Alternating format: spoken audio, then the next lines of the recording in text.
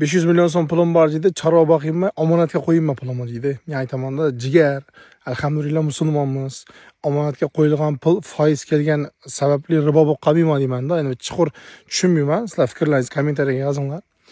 500 millionga lutchi deyman. 20 milliondan 20 dona yaxshisidan tanlab buqa ol. 1 yil, 1,5 yil boq shuni. Omonatdan ham 2 barobar ko'p pul ishlaysan. Tim bo'li, chorvada baraka bor deyman.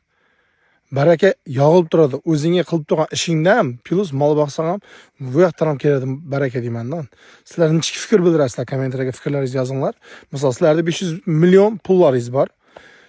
Omonatga qo'yib, qanchadir pul keladi oyina. Shu yaxshimi sizlarga yoki ozgina harakat qilib chorva boqqaningiz yaxshimi? Endi to'g'ri, hozir kundagi bu kasalliklar ozgina odamni qiynab qo'ydi. Olgan chorvalar ko'plarniki nobud bo'ldi. Avvalo hech kim boshına tushmasin, bu kasalliklar tezroq yo'qolsin. Agar umuman hozir oldingidek Nestlé olasizmi yo Shved olasizmi yo Grifford Simmental Angus farqi yo'q.